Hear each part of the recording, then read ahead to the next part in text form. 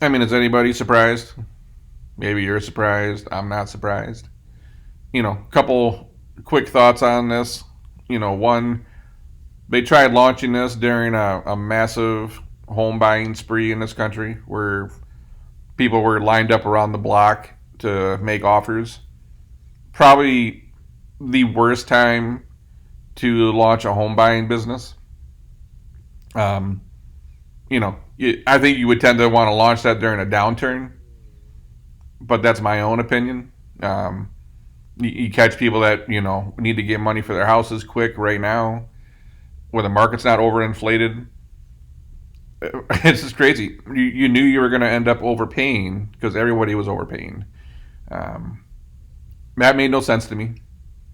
Two, on the AI side, Zillow's numbers. I look at the properties I own.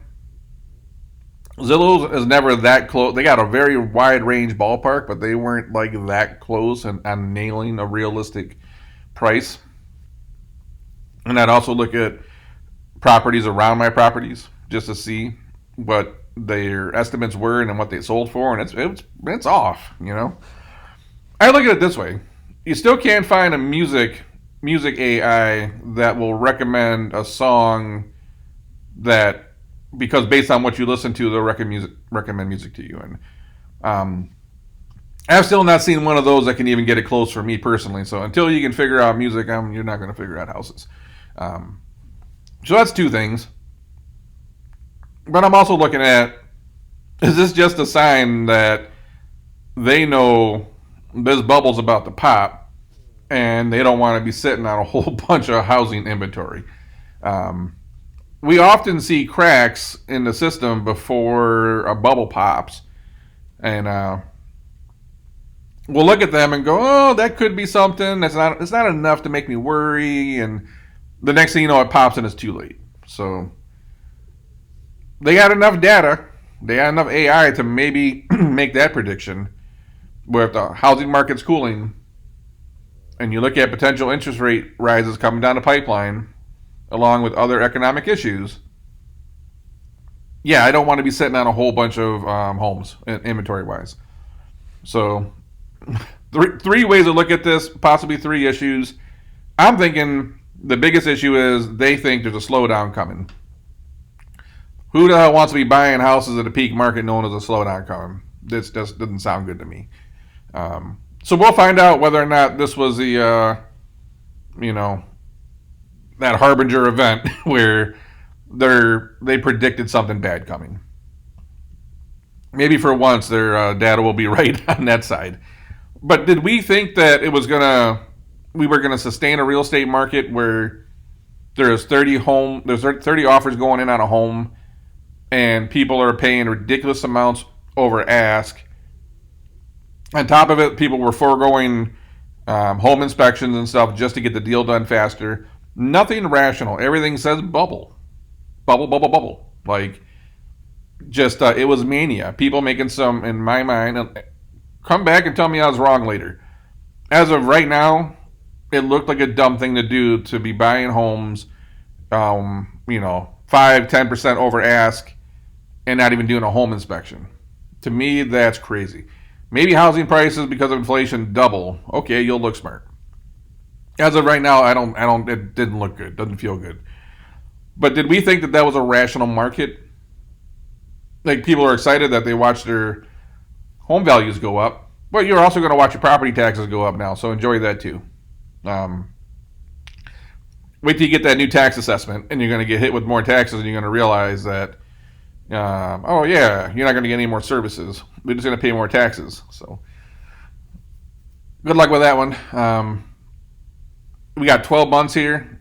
We'll probably know in 12 months. They're not going to predict a bubble crash in 5 years. They see something coming. Maybe it's small, maybe it's big, but they're getting the hell out. And that's just my opinion on that. Just one of those things that I felt like we're in an everything bubble.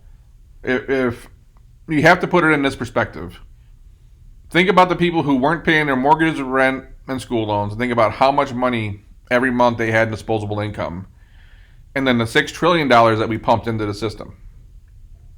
If you remove all that, Where are we at today? And then you realize how much our economy was puffed up. And now now the cash isn't raining from the sky, you think bubbles are probably going to pop. So maybe they do, maybe they don't. Stock market's up, crypto's up. Where's all the money coming from? Who had the money to go pay that much over ask for homes? I knew people that were, offered ask or over ask, and they were like third, fifth, and eighth in terms of bidders. Like that's mania. That's not healthy.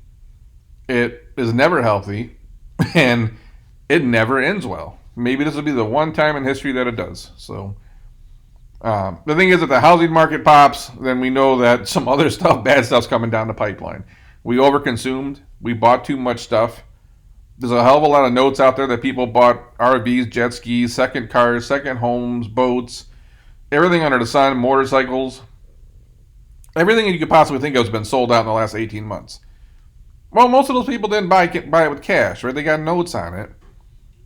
And once, their savings start dwindling, which if you look at the savings rate and overall savings in America, savings rate, which is the amount of money that the average American saves per month, is right back down. It was a huge spike, and now it's back down to pre-COVID levels. And it's the same thing with the amount of savings. We have blown through all that savings we had in the last 18 months. But now we got to go make all those payments on that shit we bought, the RVs and the boats and all this stuff we bought.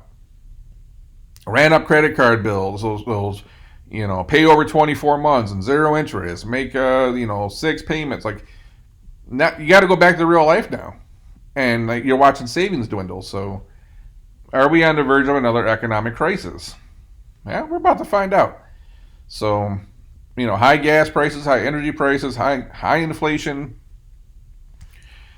There's so many bad things going on right now. Like Ken and I talked about in another episode. Like, if you had to pick one or the other, and you laid out all this stuff where we just went through a massive unexplained housing boom, you're watching evictions go up, people got to start paying their rent and school loans again, money pumped into systems going away, we racked up a tremendous amount of debt, the pandemic's still out there, we got crazy inflation, we got issues at the ports, we have inventory issues, raw material issues, and a staffing shortage. If you took all that data right there, and I said, do you think we're about to boom or we're about to bust? And you got to pick one. I'm thinking 11 out of 10 people are saying we're about to bust. Doesn't mean we won't go on to see the greatest boom times of our life. Anything's possible. But when you add up all that economic turmoil, it doesn't look good. So again, if you had to pick one or the other, what would you pick? When you see Zillow doing this, do you think this is a sign of things about to get better or about to get worse? We'll see. That's my thoughts on this one. But I guess, launching or pushing a home buying business during one of the greatest real estate bubbles of all time probably wasn't smart.